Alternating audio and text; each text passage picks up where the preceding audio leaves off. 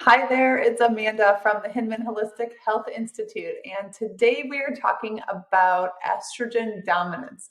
This is a scenario, or I guess I should say a hormone imbalance dynamic that affects many women and causes a whole host of different symptoms. So if you're experiencing things like mood swings, anxiety, really heavy periods, or painful PMS symptoms, um, restlessness, like mental fogginess, fatigue, different hot flashes for some women. If you're experiencing weight gain, these are all symptoms that may be related to estrogen dominance.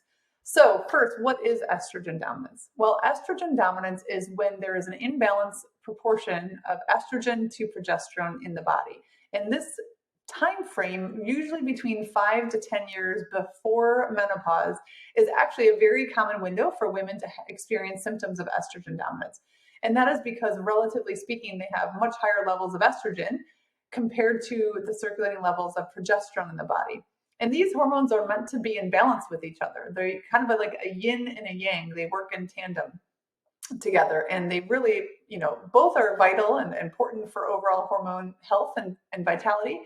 But what often happens this season of life is when we're busy with kids, being involved in different extracurriculars and different programs and life and career picking up, is that for many women, they find themselves having irregular sleep patterns. And our diurnal rhythm is something that's significantly impacted by light and dark cycles that trigger what's called the luteinizing hormone in our pituitary gland to be released and to stimulate ovulation. And why is ovulation so important to maintain hormone balance?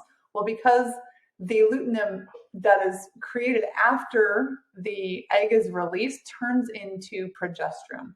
So for many women, 5 to 10 years before menopause, they actually stop to ovulate as often and regular as they used to during maybe earlier childbearing years.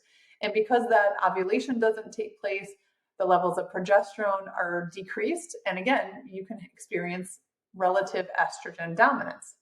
Other causes of estrogen dominance come up when we have suboptimal nutrient intake, because you need to have some key nutrients, B vitamins, some other amino acids and minerals to be able to properly detoxify estrogen from the liver.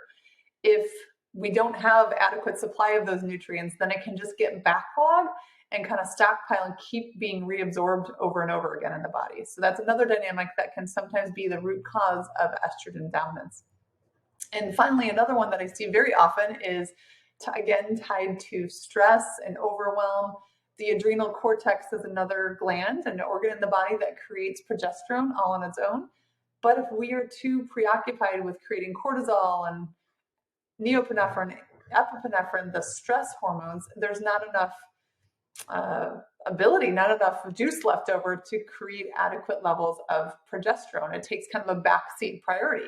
So as you can see, there are a variety of different dynamics that can lead to relative estrogen dominance as it relates to progesterone, and may or may not be the cause of your pesky hormone symptoms.